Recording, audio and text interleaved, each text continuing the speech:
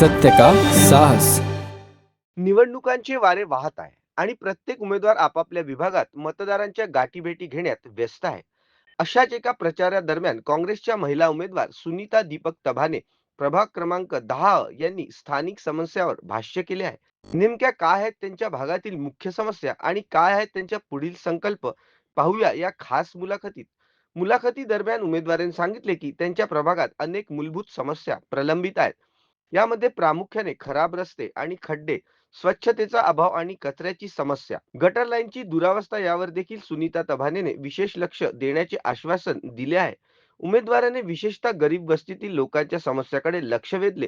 वाढती महागाई, शिक्षणाचा वाढलेला खर्च आणि आरोग्याच्या सुविधांचा अभाव यामुळे जनता त्रस्त असल्याचे त्यांनी नमूद केले. एक महिला उमेदवार म्हणून त्यांनी महिलांच्या रोजगारावर आणि त्यांच्या आर्थिक स्वातंत्र्यावर विशेष भर दिलाय. पैसा कमी आणि खर्च जास्त या दुष्टचक्रातून गरीब महिलांना बाहेर काढण्यासाठी त्या कटिबद्ध असल्याचे त्यांनी सांगितले. ताई, ओव्हरऑल कसा रिस्पॉन्स मिळत आहे? आता तुम्ही इतके दिवसापासून फिरत आहे आता आणि प्रत्येक एरियामध्ये चालले आहे तुम्ही. प्रत्येक एरियाच्या कोणत्या मुख्य समस्यावर भर दिलेला आहे जास्तीत जास्त?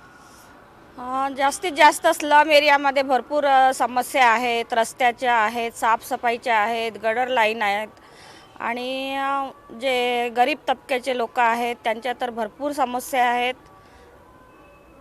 ताई, तुमचं एक काही असं मानस असेल की बा आपल्याला हे असं काहीतरी करायचं आहे, या निवडणुकीमध्ये निवडून जर तुम्ही आल्या तर काय तुमचं एक ध्येय राहणार आहे?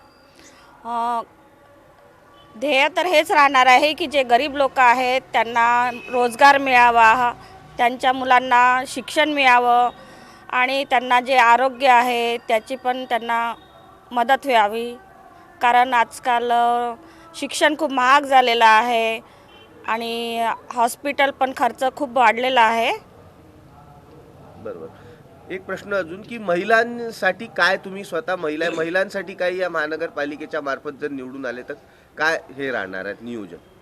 महिलांसाठी जे गरीब लोक आहेत त्यांना मदत करणं खूप गरजेचं आहे. त्यांना रोजगार मिळावा त्यासाठी मी प्रयत्न करेल.